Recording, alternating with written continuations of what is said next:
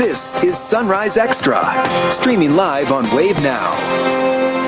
Grab that cup of coffee, sit, relax. Look at this sunrise. It is so pretty. Yeah, pretty out there, but cold. So enjoy that view from inside. But we're going to get above freezing, so hey. We'll take it. Yeah. Honestly, no complaints on my end. This is a sunrise from the SkyTrack camera in New Albany. Just a beautiful start to the day as we have, of course, these mid to upper level clouds just drifting overhead, seeing more of them showing up on the satellite and radar. And as Olivia mentioned, yes, it's cold out there. We're seeing temperatures in the upper teens and the low 20s this morning across the metros. Temperatures ranging from 24 degrees for those of you in Sellersburg to 21 in Shepherdsville. Still at 22, though, in New Albany, and we're seeing 19 degrees in Jeffersonville. As we head over the next 12 hours, easily returning to the 40s for your highs, even with these mid to upper level clouds overhead. And the reason that we're going to be warming up as much as we are will be the wind kicking up for the second half of the day with some of these guys near 30 miles per hour possible. So windy and warmer as we get into the afternoon, and we do get to keep the milder conditions for the rest of the week. Rob. Okay, Tawana, we certainly like that. And at 7:01, good morning to you. Your Tuesday morning commute, it's shaping up pretty well so far. Traffic volume, of course, picking up all around the metro. Right now, this is a live look at 65 at Outer Loop. Beautiful shot out there, nice clear conditions. But 64 west approaching Sherman-Minton Bridge, we do have a concern there. The lanes are blocked, we're told, due to roadway debris. So please be careful in that area. Back over to you, ladies. Actually, how about we do one more story? And that's if you're driving through downtown Louisville today, get ready for some potential backups. The Kentucky Transportation Cabinet is now shutting down some ramps and lanes. This is on I-65 southbound for at least the next month. That's for the big Central Corridor project starting tonight at 7 o'clock. I-65 south, it's going to be down to just one lane, and that is near Spaghetti Junction. So watch out for that. Crews are using this time to put up some barrier walls, all in preparation for an even bigger project that's coming up this summer. That's when a 5-mile stretch of interstate will be shut down for just about 2 months. Now, Shannon, let's send it over to you. All right, thank you. A Louisville liquor store is being forced to stop selling alcohol because of an investigation into drug trafficking. Louisville Metro ABC suspended the license for Mr. Silk's party store on Muhammad Ali Boulevard. ABC Director Brad Silverius says drug trafficking claims were first reported to his office over the summer. Silverius says his office has issued suspension orders for violence or selling to underage customers, but this is the first time an ESO has been issued for drug trafficking claims. His office also says the store violated other state beverage control laws like open consumption of alcohol in and around the premises. A lawyer representing the store says they've appealed the order and deny all the claims. We will make every attempt to remedy the problems that we believe to make it unsafe. And if we can get to that common ground between us and the county attorney, then we might allow them to reopen without having to go through a hearing. As of now, there haven't been any arrests in the case. If you're aware of any illegal activity going on at a place with a liquor license, you can call MetroSafe or use LMPD or ABC's tip line. Proposed legislation in Kentucky that would limit how some doctors use artificial intelligence has now cleared a legislative committee. The bill would prevent licensed mental health practitioners from using AI to assist in providing support in therapy or psychotherapy services unless explicit consent is given. Some health experts say the bill would ban several therapeutic tools that are helpful in mental health treatment, including programs that flag certain risk factors in a client's language. Others say they don't want technology to take away from a patient's care. To help keep track of records and things that aren't direct client care, that may be something in the future. But as far as like direct client care, there's something about that personal interaction and me being able to detect a facial expression you have. With therapy, we do evidence-based practice and you need a licensed therapist, and AI is not a licensed therapist. The bill now heads to the House floor for a vote.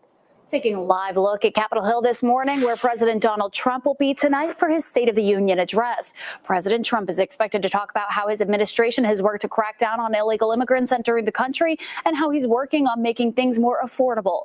Meanwhile, a growing number of Democrats are planning to boycott the speech. Instead of demonstrating against the administration in the chamber like they did last year, a number of lawmakers are planning to attend a rally on the National Mall called the People's State of the Union.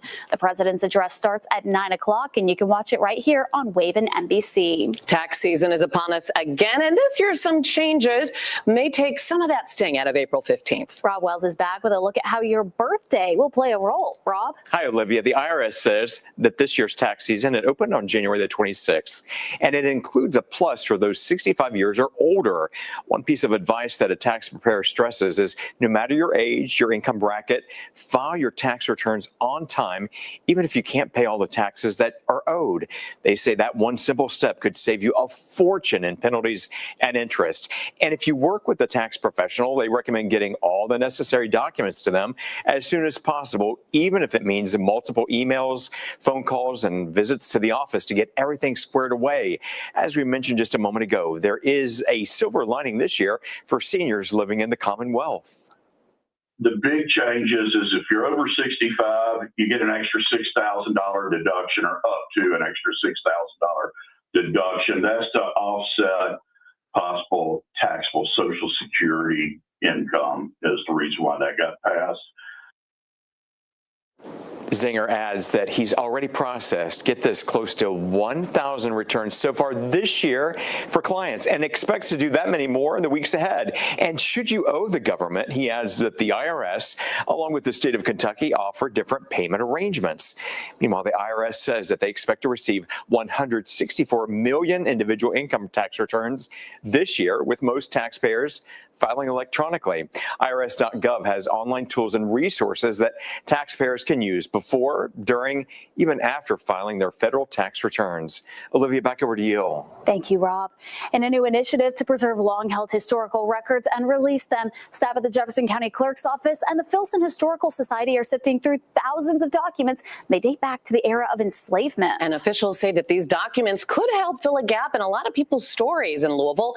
They were found at the Louisville Mega Cavern and the Louisville Gardens. Jefferson County Clerk David Yates says he found out about them after taking office at the end of 2025. The clerk's office has brought in the Filson Historical Society to help go through and then inventory the tens of thousands of documents. Contents of the documents include things like deeds, marriage licenses, and wills, and they may even uncover information and details about the slave trade at that time and help identify enslaved people. The Filson Historical Society says there are some challenges with this huge project, but it's one they say has meaning.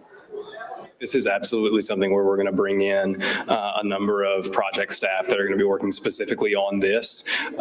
There's a lot to consider here, both doing the archival search, there's the physical preservation and making sure the original books are clean, are safe, are not moldy, are stored well, are bound well, and can be accessed. And as officials go through all these documents, they'll be added into a database that will soon be available for the public to view, and that'll come out in phases. They hope that the first phase could be as soon as the end of this year. In a little over 50 days, and following its cancellation last year, Thunder over Louisville will kick off the Derby season. It's a huge draw for tourism, generating an estimated $114 million in economic impact for the local community. Kentucky Derby Festival announced the theme for this year, and that will be Thunder in the USA. It's to celebrate America's 250th birthday. Is when you hear, we're both pulling a clip out of Hamilton. So when you hear that, boom, we're on a rocket ride to go red, white, and blue. That's going to be great to have some Hamilton music in there. This year's Thunder over Louisville marks the return of the event. It was canceled last year because of that historic flooding, and businesses said having Thunder canceled was a big blow to their sales. We're also learning about another major event in Louisville. Louder Than Life announced their lineup for 2026. Iron Maiden headlines the first day of the festival. My Chemical Romance takes the stage to close out Friday night. Limp Bizkit headlines on Saturday, and Tool closes out the whole festival on Sunday. Here are some of the other bands that fans will get to see at Louder Than Life this year. Those bands include Pantera, Megadeth, Pierce the Veil, and A Day to Remember. Tickets are on sale right now, and you can get them online. Louder Than Life will be at the Expo Center from September September 17th through the 20th. And a week after that comes Bourbon and Beyond. Headliners for that weekend include the Foo Fighters, Mumford & Sons, Chris Stapleton, and Dave Matthews Band. Other artists and bands include the Counting Crows, Foster the People, and the Flaming Lips. More than 100 performances are scheduled for the 4-day festival. Bourbon and Beyond is set for September 24th through the 27th, and tickets for that are also on sale right now. People are planning ahead. Oh, yes. Yeah, Chris Stapleton, love to see him. Still ahead, new details in that search for Nancy Guthrie. You'll hear why investigators say these widely circulated images of a man on her porch may not be what they seem.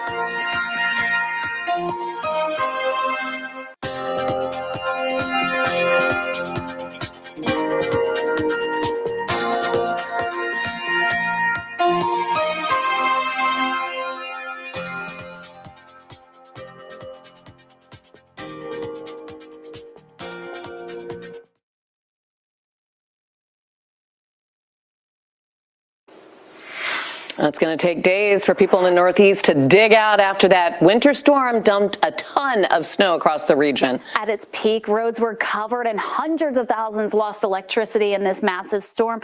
But take a look at this. At least it looks pretty and peaceful. This is in Central Park in New York City. Just over 19 inches of snow was dumped in the park. That makes the storm the 9th snowiest since 1869. It's also the biggest snowstorm in over a decade. The biggest happened in January of 2016 when the Big Apple was buried under 27.5 inches. Wow. Yeah, and a Louisville native is among the people trying to stay warm in this storm. Brennan McNeil is braving the snow in New York. She says she still had to go to work despite the blizzard-like conditions. Definitely. I've got on 2 pairs of socks, 2 pairs of pants, multiple layers on top. I had a scarf wrapped around me on my way in, hat, earmuffs, hoods up, 2 pairs of gloves. I had my snow boots on, and then I had a change of shoes when I got here so that I wouldn't have to wear my snow boots all day. So we're definitely layered. That is one thing that I feel like is key when you go out in a blizzard like this, because it's still coming down. Wow. Yeah, and her dog layered up too. That dog's so cute. By the way, you know, thousands of flights have been canceled as a result of that storm. Looking at the flights headed from Muhammad Ali International Airport, you see 2 flights to Newark there canceled. Also a flight to New York canceled. So a lot of people impacted by this, and Tawana's been looking ahead for that area. They could get even more snow. Even more of that snow possible as we get into next week, and that's the same system we're watching for our area as well as we get into next week. So if you hear the term wintry mix, now you know why. What we're dealing with right now, high pressure in control of everything, just watching some of these mid to upper level clouds drifting through our area out ahead of a warm front that will move through the region as we get into the next 24 hours. Now, with these extra clouds, we're getting sunrises like these. This is what it looks like right now on our SkyTrack camera in New Albany. Albany. An absolutely beautiful start to the day. It is not often that we see a sunrise this pretty out there. But even with the gorgeous sunrise, yeah, we're dealing with cold temperatures, upper teens and low 20s across the region this morning. But don't worry, we will be warming up even as we add in more of those clouds through the late morning and into the afternoon. We're still going to see highs this afternoon in the 40s. And by the way, going to stay in the 30s and 40s overnight because that strong southerly wind, yeah, that's not going anywhere. It really kicks in for this afternoon. That is when we'll see some of these gusts near 30 miles per hour, and the wind remains strong overnight tonight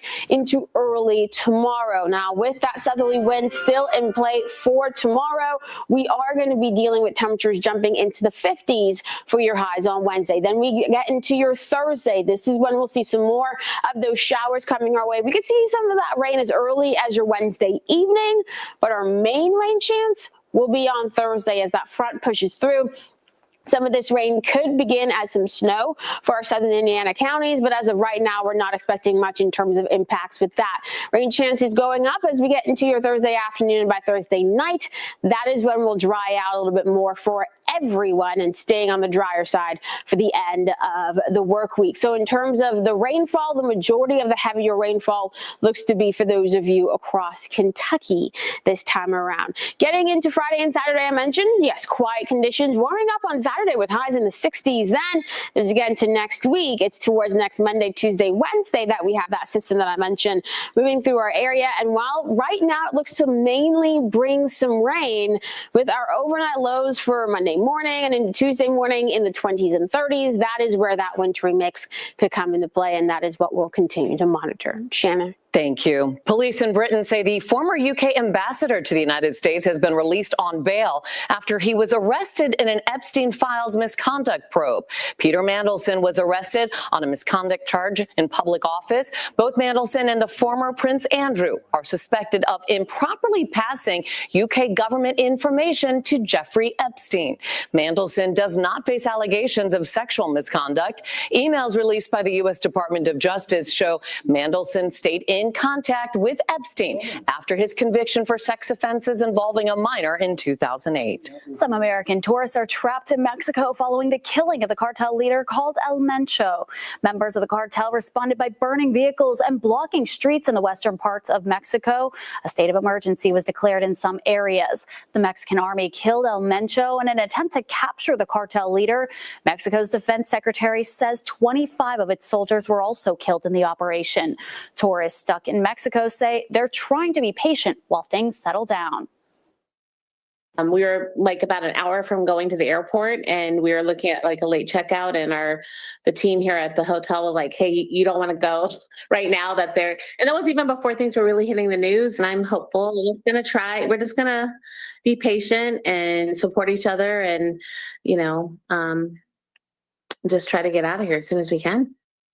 Both Mexico and the United States spent years tracking El Mencho, who faced numerous outstanding arrest warrants for organized crime and drug trafficking in both countries. A series of widely circulated images of the man in Nancy Guthrie's porch were not all taken the morning she disappeared from her Arizona home. Two law enforcement officials told NBC News the photos showing a man without a backpack was actually captured before the night she disappeared. FBI Director Kash Patel said the image came from the same camera at Guthrie's front door in Tucson. Investigators believe the mother of Today Show host Savannah Guthrie was taken in the early morning of February 1st. A spokesperson with the FBI headquarters declined to comment on the possible dates tied to the image. FedEx is suing the Trump administration, seeking a full refund of all tariffs it paid the government. The Supreme Court ruled President Trump exceeded his authority when he used the International Emergency Economic Powers Act to place sweeping tariffs on almost all U.S. trading partners. In a lawsuit, FedEx says it wants a full refund on tariffs paid using that act. In recent quarterly earnings reports, FedEx executives warned that tariffs would dent the company's overall earnings. The president says he will continue to use tariffs through a different trade law. The new tariff rate on most trade partners will start today at 10%. Turning to Frankfurt, a group of organizations have joined forces in an effort to keep state lawmakers from passing on health insurance costs onto workers and retirees. The Scrap the Cap campaign has been launched by a coalition of organizations organizations representing public school teachers, state workers, and retirees. A release says members are focused on a provision in the House's proposed budget that caps what states' employer contributions to the state's health plan. They say the cap could result in a $202 million funding shortfall by 2028, leading to higher premiums and copays for state workers. Officials argue this cap could hurt Kentuckians who earned their retiree benefits. We are those who kept our end of the bargain, and we showed up. We served. We retired in good faith. And now there's legislation that could change part of that deal. This is more than a budget line item.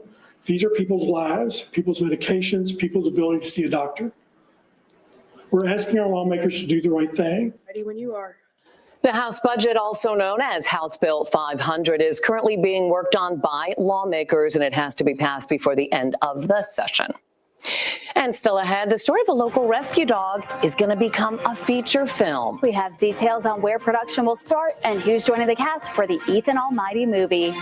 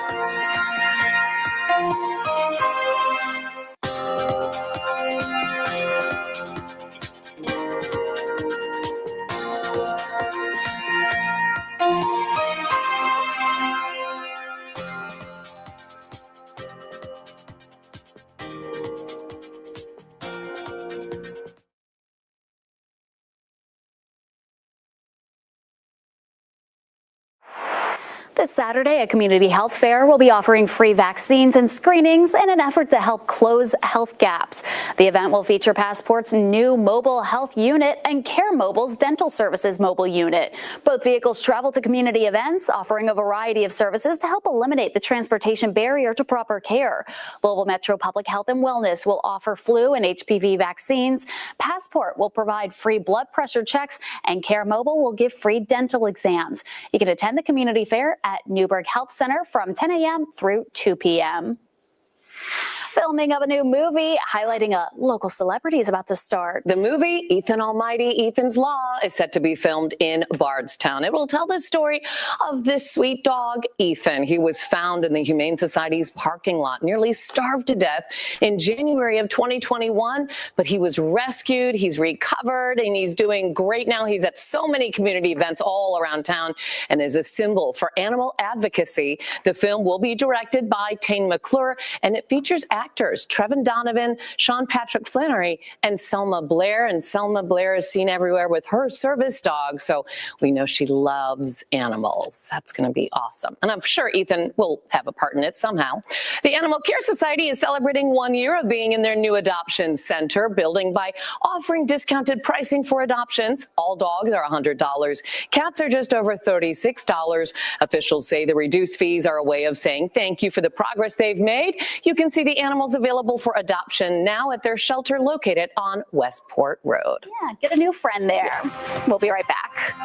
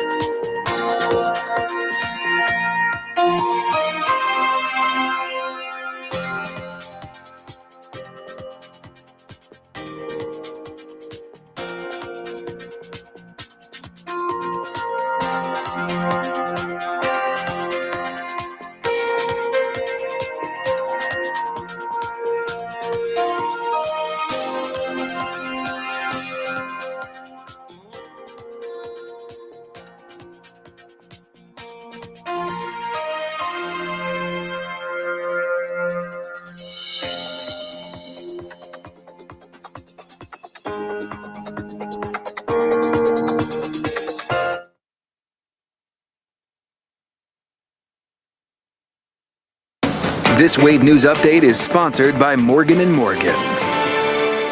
Good morning, I'm Shannon Kogan. A Louisville liquor store is being forced to stop selling alcohol because of an investigation into drug trafficking. Louisville Metro ABC suspended the license for Mr. Silk's Party Store on Muhammad Ali Boulevard. ABC Director Brad Silveria says drug trafficking claims were first reported to his office over the summer. His office also says the store violated other state beverage control laws like open consumption of alcohol in and around the premises. A lawyer representing the store says they've appealed the order and they deny all of the claims.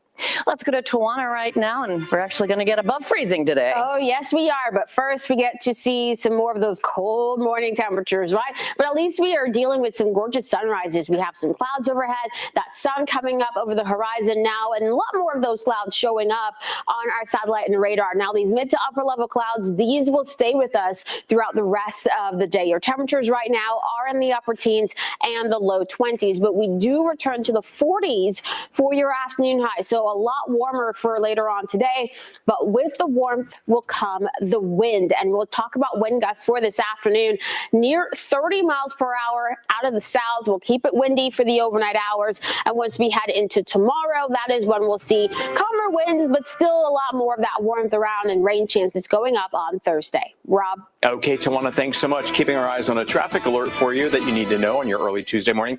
This is the area we're talking about. It's 264 East, the ramp to Poplar Level Road. This after reports of a two-car crash that coming into us about 15-20 minutes ago. Again, 264 East at Poplar Level, an area you're going to see stop-and-go traffic all throughout the morning. So certainly watch your speed out there. Buckle up, and we'll see you in another 25 minutes from now.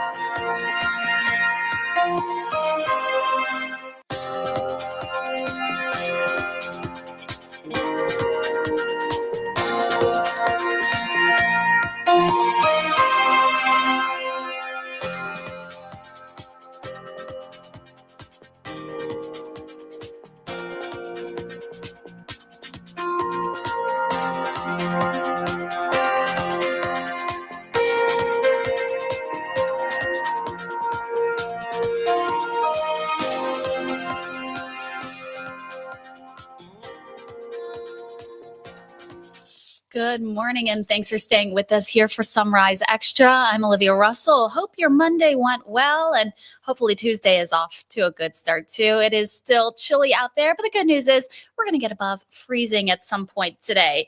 And we have plenty to get to this morning, especially some exciting announcements coming from a couple of Kentucky colleges.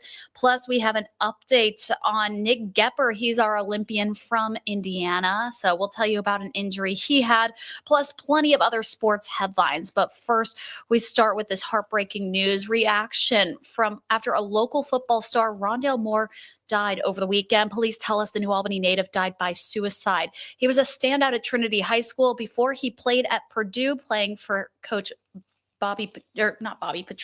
Jeff Brom. Then he went on to the NFL, and following his death, we're hearing from someone who worked with him closely. Wave Sports Director Kendrick Haskins has more.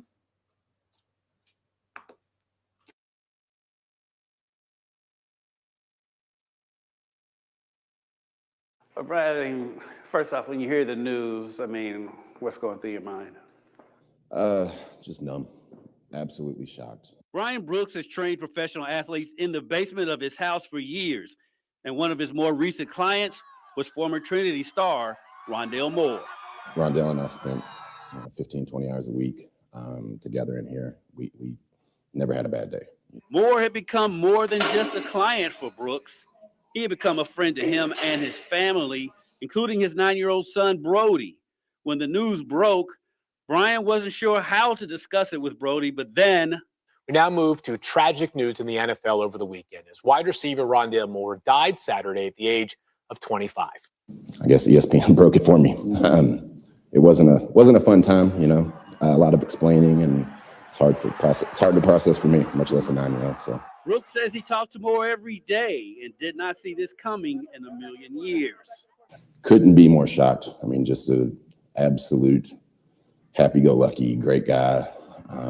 You know, I have high school kids in and out, would take the time to mentor those kids. Moore should have been working out in this gym on Monday. So today he would have been in at noon. And I mean, just to not see him walk through that door and not see his big smile and just the way he lit up the room just kills me. Brooks says he, along with Eric McElroy with Pro Rehab, plan to honor Moore's name going forward.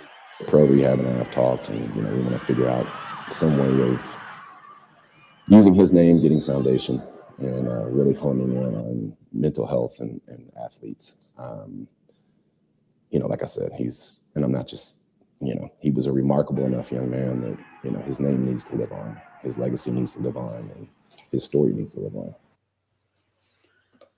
So if you or someone you know needs help, you can always get help 24 hours a day. The number is 988. You can call that. It is the Suicide and Crisis Lifeline. Again, that is available 24 hours a day. New video shows the man accused of threatening U of L head coach Jeff Brom and several of his players pleading guilty. 38-year-old Brian Mandel texted Coach Brom and several U of L players after they lost against the University of California last season. He demanded they pay him back, or Brom, the players, or their loved ones would, quote, suffer the consequences. The Commonwealth said they believe Mandel wouldn't actually act on those threats and was sincerely remorseful for what he did. We met, we had a long interview, sat down with him, and U of L Police Department became aware and understood that while everything he did was criminal and the effects on the individuals, there was not that long-term threat. Mandel pleaded guilty to terroristic threatening, which includes a 4-year sentence. Judge Davis said he's not allowed to gamble and will have to enroll in counseling and pay money to U of L police and security details that had to be hired. If Mandel follows all the rules, the charge he pleaded guilty to will be dismissed. JCPS Superintendent Dr. Brian Yearwood is set to give his first State of the District address this Friday. It comes as the district faces what's projected to be a $188 million budget shortfall in 2026 through 2027. In an effort to close the gap, the district is making some cuts, and the board has approved some cuts to the central office. Dr. Yearwood says the decision was heartbreaking. Additionally, the board voted in January to approve the district's draft budget with about $142 million in proposed cuts across the district. The board has until May to finalize the budget proposal. Today, we expect to learn more about how Spencer County Public Schools plans to tackle its budget problems. Superintendent William Foster says a budgeting error led to the district being short $1.5 million for the school year. He says the district has already been cutting back by not buying new buses or Chromebooks.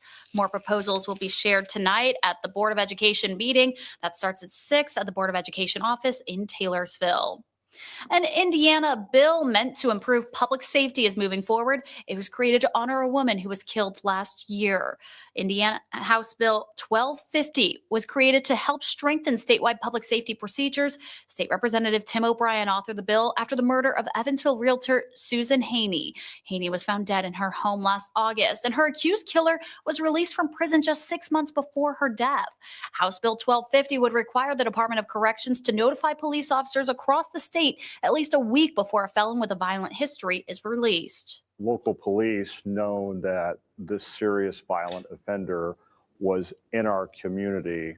Upon his release in our community, we believe that Susan's death could have been prevented. The bill now heads back to the House with a few amendments for final approval. A wildlife reduction operation at Origin Park in Clarksville is creating new frustration. We told you yesterday the operation was scheduled to start last night into the overnight hours and go throughout the week, but that has since been delayed. Officials from River Heritage Conservancy will now meet with Clarksville's town council to talk about the next steps. Some members of the council tell us they weren't told about the operation. They found out with the public on Sunday from a New Albany Facebook post notifying the residents. New details have come to light about the operation. We've learned it was approved on November 25th of last year and allows for the removal of up to 80 deer causing or threatening to cause damage to the property. Councilman Tony Munich says killing the deer is just one part of the problem. The lack of transparency is another. It is troubling that residents are calling me Sunday morning, making me aware of something that I should have been aware of months ago. You know, why are they finding out and not the elected officials that are supposed to know this? And so it's an issue bigger than Origin Park.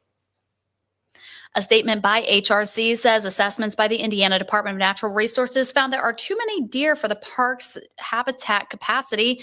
The group called it necessary for the long-term health of the park. And right now there's no set timeline for that reduction to take place. We're going to take a quick break. And when we're back in just 2 minutes, we'll have a preview of Louisville Restaurant Week. It's going to be delicious. Trust me.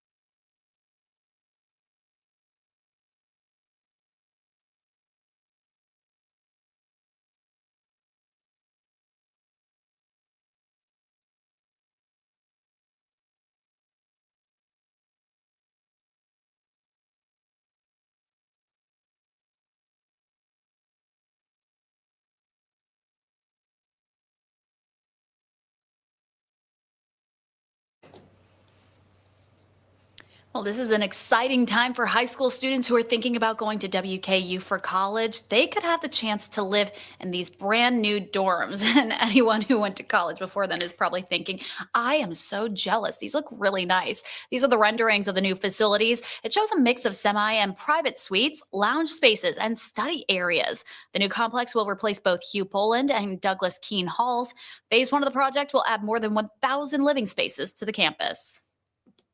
Facilitate a deepening of academic relationships, a growth in our living learning communities, and a complete transformation of what every Hilltopper experiences from the first day they walk on our hill. It's an exciting time. It's more than a building. It's a complete transformation.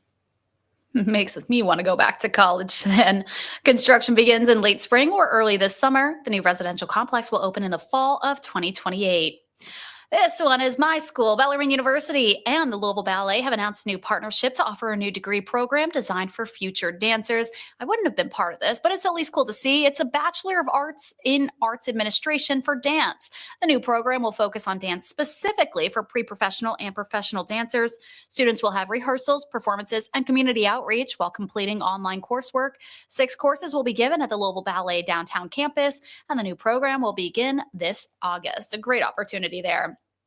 Well, here's something cool for our history friends out there, and a new initiative to preserve long-held historical records and release them. Staff at the Jefferson County Clerk's Office and the Filson Historical Society are sifting through thousands of documents dating back to the era of enslavement. Officials say these documents will help fill in any gaps for people's stories in Louisville. They were discovered at the Louisville Mega Cavern and the Louisville Gardens. Jefferson County Clerk David Yates says he found out about them after taking office at the end of 2025. The clerk's office has brought in the Filson Historical Society to help assess and inventory the tens of thousands of documents. Contents of the documents include things like deeds, marriage licenses, and wills. They may even uncover information and details about the slave trade at the time, and even help people identify enslaved people. The Filson Society says they face some unique challenges as they undertake this huge project, but it's one they say has meaning. This is absolutely something where we're going to bring in a number of project staff that are going to be working specifically on this. There's a lot to consider here, both doing the archival search, there's the physical preservation and making sure the original books are clean, are safe, are not moldy, are stored well, are bound well, and can be accessed. As officials process these documents, they'll be added to a database that will soon be available for the public to view themselves. That will come out in phases, and officials hope that phase could be as soon as the end of this year. That is pretty fascinating. Maybe you'd love to check that out. Right now, more than 20 restaurants are participating in Louisville Restaurant Week, showing off a range of menu items. They can range from breweries to steakhouses, and it all benefits Feed Louisville. Wave News reporter Kirsten Foote stopped by Hopatomica this morning. That's one of the restaurants participating. Well, guys, I have made all this food. Welcome to my restaurant. Just kidding. Welcome to Hopatomica, and they are participating in Restaurant Week. I'm here with Kenneth and Paul, the owners here, and tell me a little bit about all the food that we have here. So we are showcasing what we're going to be doing for our specials during Restaurant Week. You will be able to choose for your first course one of our side salads. And then we've got a few of the apps that you will be able to choose from. We've got our smoked wings here, our delicious Greek whipped feta dip, and our homemade meatballs. And so we have another pizza here. I'm going to help kind of decorate it, dress it up a little bit. Tell me about this pizza. So this is our Fig and Pig. It is our most popular pizza. And it has fig jam, mozzarella, goat cheese, prosciutto, and then we finish it with a little bit of Maldon and some Italian seasoning. Oh, like this? Am I seasoning it? Mm-hmm. No. Perfect. Oh, Perfect. yes. Good Yay. job. Do the elbow. Little elbow thing here. And Paul, this is you guys' second year participating in Restaurant Week. What are you most excited about getting to show people in Louisville your restaurant and brewery? So my favorite thing about Restaurant Week this year is that it's supporting Feed Louisville. So as far as doing a big food event, I think it's great that we're able to get back to a charity that tries to help solve some of the problems with people not having enough food. I think Feed Louisville is probably the best one in Louisville for that. So, but we love being able to get out to the community, have the opportunity for new people to come in, try what we make, try our passion. This isn't just something we do every day. It's something we got together with and opened and really want to share with the community because we think it's a really, really high quality product. Yes, you guys have food and you also have beer and a distillery too. Tell me a little bit about that. We are. So we're Louisville's only brewery, distillery, and restaurant. Wow. So we make several of our own spirits. We make all of our food here in-house. Most of it's from scratch. Like our famous meatballs here, both made with 2 local farms, Berry Beef and Fisher's Italian Sausage. And then all of our beers made on site, fresh ingredients, as local as we can find. It's really great, high quality products. We don't like to sacrifice on quality here. Absolutely. And you guys you're here all week. You're participating in Restaurant Week. For those who don't know, where are you guys located? So we're located in Germantown, right behind the Germantown Mill Lofts. So we've got free on-site parking. You don't have to worry about street parking, alley parking, all that. We got a nice little parking lot fenced in under video surveillance. So really great spot for families and things like that. So Wonderful. hope everybody comes out. Yeah, come out and try all this amazing food during Restaurant Week. It is happening this week until March 1st. Back to you. Thank you, Kirsten. And let me tell you, Hopatomica's pizza is delicious. And there's so many great restaurants to try out. And you can have a new meal each night and you don't have to cook at home. So there are your restaurant plans for the week. We're going to take a quick break. We'll be right back with some of our sports headlines in just 2 minutes.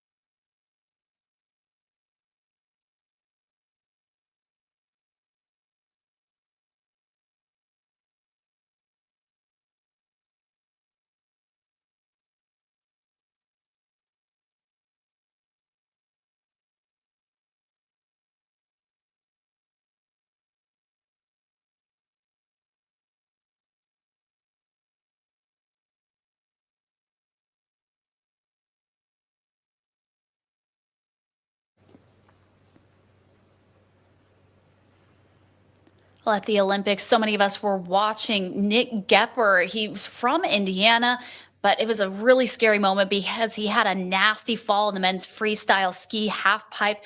And a new post on social media from the Hoosier reveals he's lucky to have walked away from the crash. This is his post. This happened during Gepper's final run on Friday.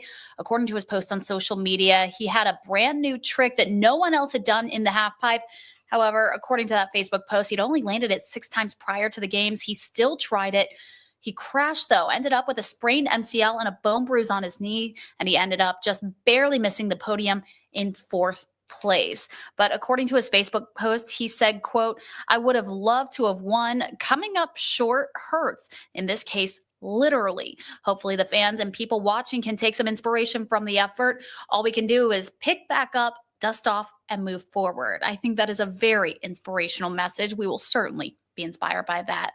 He ended the post by asking France 2030 question mark. So, hey, maybe it sounds like Gepper is far from finished going for the gold, and we wish him well in his recovery.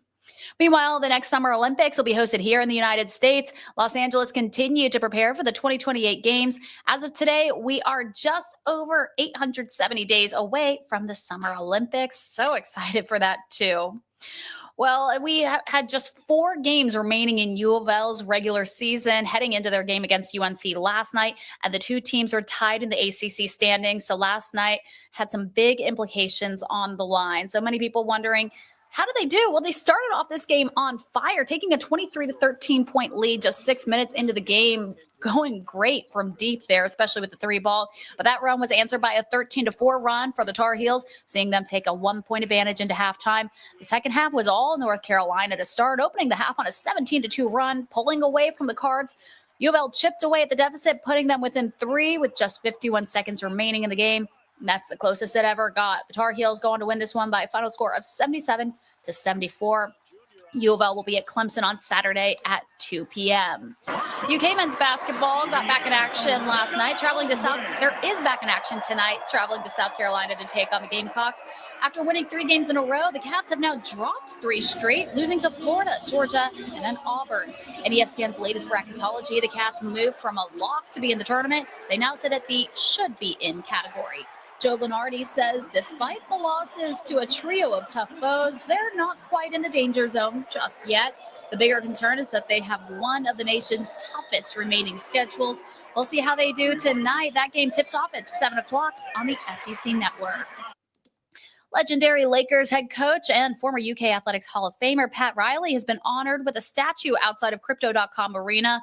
The nearly 8-foot-tall, 510 pounds brawn rendering features the famously stylish Riley in his preferred attire. That's a Giorgio Armani suit, dressed well. The statue depicts Riley holding his right fist in the air, which was the Showtime Lakers signal to have Magic Johnson pass the ball to Kareem Abdul-Jabbar for his signature skyhook throughout the 1980s. At UK, he was a standout player for legendary head coach Adolph Rupp, and he finished his career with over 1,400 points for the Cats. Well, this is quite fascinating to see. This is a Honus Wagner baseball trading card featured in Ken Golden's Netflix show, King of Collectibles. It was recently sold for over $5 million in auction. It was pulled in 1909 from a sweet Caporal cigarette pack. The card was stored and then framed with other collectible cards and then passed down many generations. And for people who don't know who this player is, he actually has a lot of ties to the Louisville area.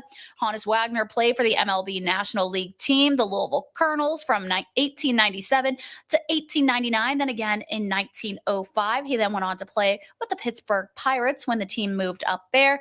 He also became the first player to sign an endorsement contract with Louisville's Hilrick and Bradsby, connecting him permanently to Louisville Slugger bats. And I can tell you, when I worked at Louisville Slugger, that was a big name to know.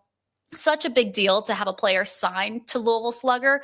For example, Aaron Judge, Ronald Acuna Jr., Shohei Ohtani, those are all signed players to Louisville Slugger, and they wouldn't be here without Honus Wagner. That's all the time we have here for Sunrise Extra. I hope you have a great Tuesday. I will not be here the rest of the week, so hopefully everything goes well for you and you have a fantastic week.